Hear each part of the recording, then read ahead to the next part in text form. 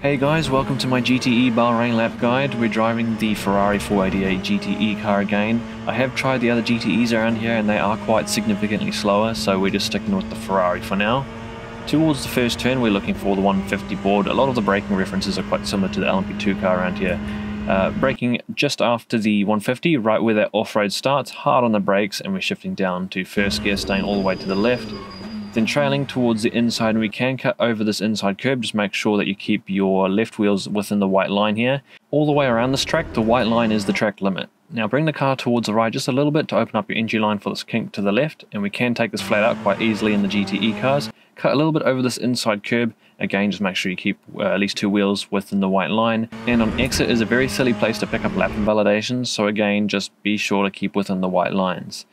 Then we head up towards our next braking zone, and we're looking for an off-road on the left and the 100 board.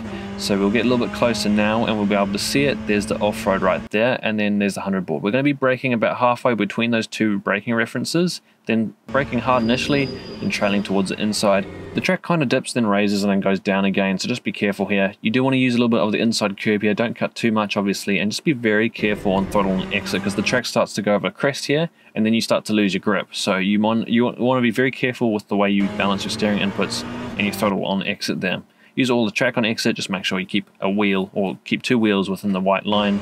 You come back onto the track and then aim yourself up for the next turn. We've got this bit of curb that sticks out. We're going to be braking just after we get that past that point, and then we're bringing it down to third gear, and we can cut quite a lot of the inside here. You don't want to brake too much into this turn, because then you won't have as much speed and you're going to be more likely to cut over the track limits. But bring the car back towards the right a little bit here to open up your entry for the left, and you do want to cut a little bit over this inside curb on the left here. You can go flat through here if you enter it right, but in most cases you're going to want to have a little lift as you turn in to make sure you make the turn without running wide on exit. And don't cut the turn too much, obviously. Bring the car back towards the left, and we're going to start braking as the curb on the left begins. Bringing the car towards the outside so that we're parallel alongside the white line there, and then turning in first gear, and we can nibble a little bit of this inside curb. Just be very careful. If you turn too hard and while carrying too much speed into that turn, it's very easy to flick into oversteer. And also on exit, be careful to not get on the throttle too hard, because that also flicks you into oversteer. On exit, there's that very wide curb. It's very bumpy out there, so I try to come off of that curb as soon as possible. Then for this turn, one of the hardest braking zones on the track. There's no real strong braking reference, but we're going to start braking quite soon after that curb on the left begins. Not braking too hard, trailing the brake, and bringing the car towards the outside here. We want to get nice and wide to bring the car into this tight apex here on the left. We can cut all the way over the curb, but just don't cut beyond it. If you cut any more than that, you're going to invalidate your lap. And turn the steering wheel quite hard there, get on throttle, and then use all the curb on exit. Just, as always, keep within the white line, at least two wheels. Now, going straight again, looking for the next braking zone. So we got this light board that's on the side of the fence that we're looking out for. We'll start to see that now.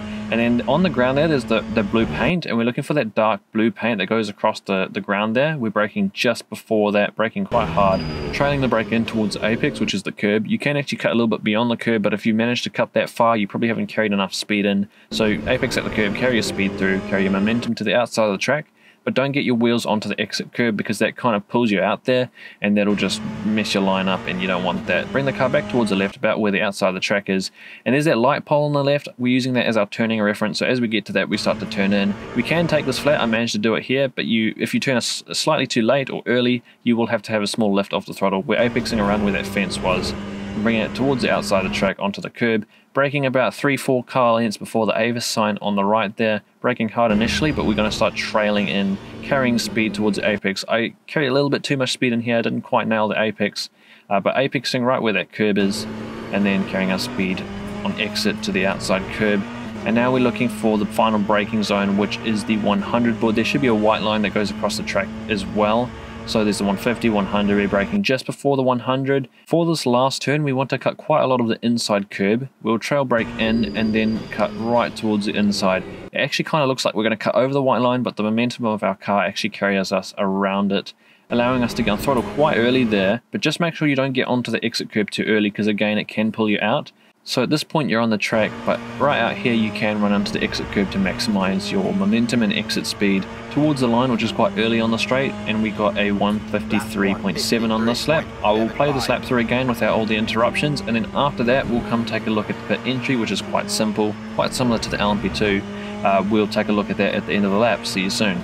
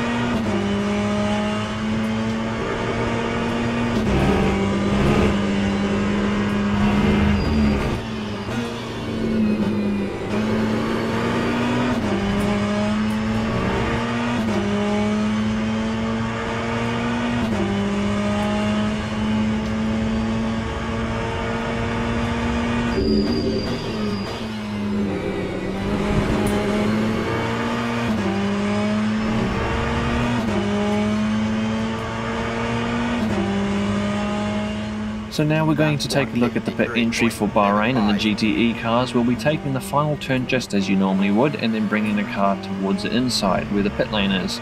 So what we're going to be looking out for is where the white line goes across the track, or also where the tip of that blue paint is. We're going to be braking about 2 to 3 car lengths before that white line, and then we should just make 60 k's at the white line. That was quite perfect there actually.